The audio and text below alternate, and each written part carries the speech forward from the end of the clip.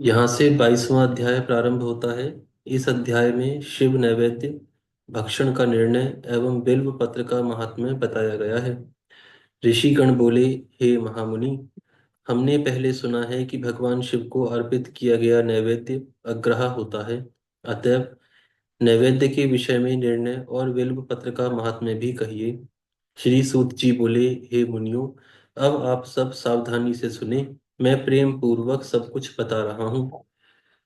आप लोग शिव व्रत धारण करने वाले हैं, अतः आप लोग धन्य हैं।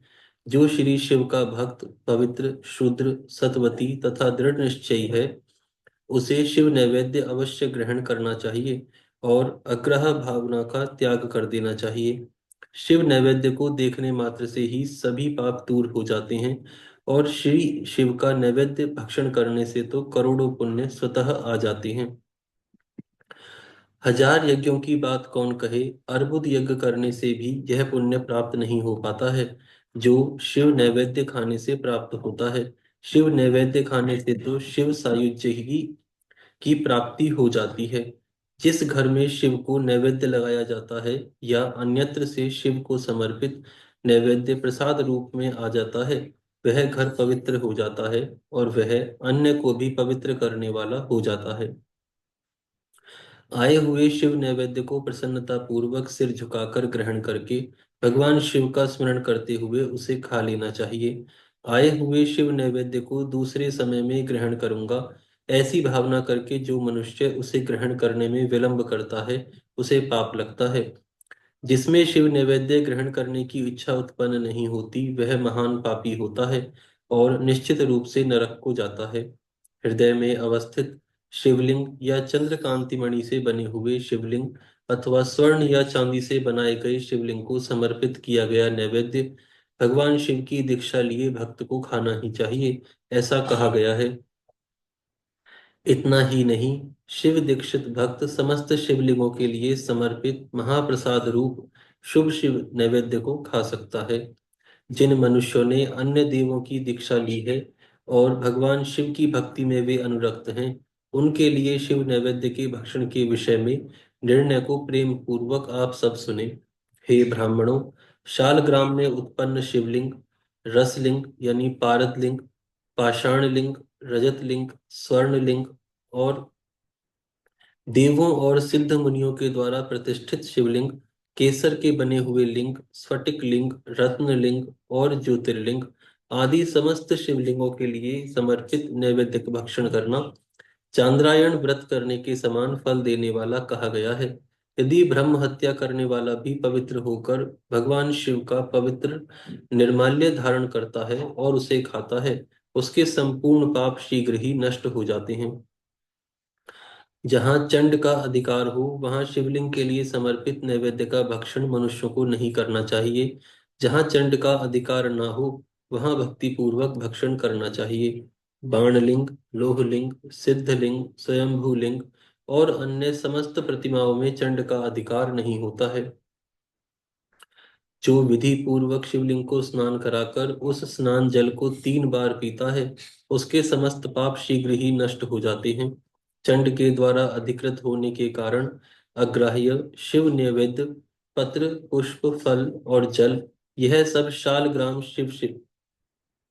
शालग्राम शिला के स्पर्श से पवित्र हो जाता है। हे मुनीश्वरों, शिवलिंग के ऊपर जो भी द्रव्य चढ़ाया जाता है वह अग्राह्य है और जो लिंग के स्पर्श से बाहर आता है उसे अत्यंत पवित्र जानना चाहिए। हे मुनि श्रेष्ठों, इस प्रकार मैंने शिव नैवेद्य का निर्णय कह दिया। अब आप सब सावधानी से बिल्व पत्र के महात्म्य को आदर पूर्वक सुने।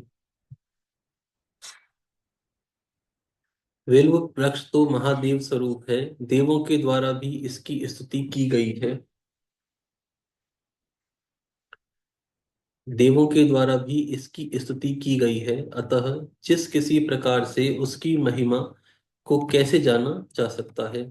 संसार में जितने भी प्रसिद्ध तीर्थ हैं, वे सब तीर्थ बिल्व के मूल में निवास करते हैं। जो पुण्यात्मा बिल्व वृक्ष के मूल में लिंग रूपी अव्यय भगवान महादेव की पूजा करता है, वह निश्चित रूप से शिव को प्राप्त कर लेता है। जो प्राणी बिल्व वृक्ष के मूल में शिव जी के मस्तक पर अभिषेक करता है वह समस्त तीर्थों में स्नान करने का फल प्राप्त कर पृथ्वी पर पवित्र हो जाता है। इस बिल्व वृक्ष के मूल में बने हुए उत्तम थाले को जल से परिपूर्ण देखकर भगवान शिव अत्यंत प्रसन्न होते हैं। जो व्यक्ति गंध पुष्प आदि से बिल्व वृक्ष के मूल का पूजन करता है वह शिवलोक को प्राप्त करता है और उसकी संतान और सुख की अभिवृद्धि होती है। जो मनुष्य बिल्व वृक्ष के मूल में आदर पूर्वक दीपमाला का दान करता है वह तत्व ज्ञान से संपन्न होकर महादेव के सानिध्य को प्राप्त हो जाता है। जो बिल्व शाखा को हाथ से पकड़कर उसके नव पल्प को ग्रहण करके बिल्व की पूजा करता है वह समस्त पापों से मुक्त हो जाता है। जो पुरुष भक्ति पूर्वक बिल्व वृक्ष के नीचे एक शिव भक्त को भोजन कराता है उसे करोड़ों मनुष्यों को भोजन कराने का पुण्य प्राप्त होता है। जो बिल्व बिल्व वृक्ष के नीचे दूध और घी से युक्त अन्न शिव भक्त को प्रदान करता है वह दरिद्र नहीं रह जाता। हे ब्राह्मणों, इस प्रकार मैंने सांगोपांग शिवलिंग के पूजा विधान को कह दिया है।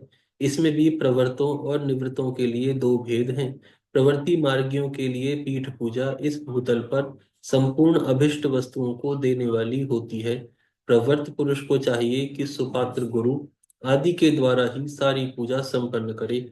शिवलिंग का अभिषेक करने के पश्चात अगहनी अन्न से नैवेद्य लगाना चाहिए। पूजा के अंत में उस शिवलिंग को किसी शुद्ध पुट या डिब्बे में रख देना चाहिए अथवा किसी दूसरे शुद्ध घर में स्थापित कर देना चाहिए।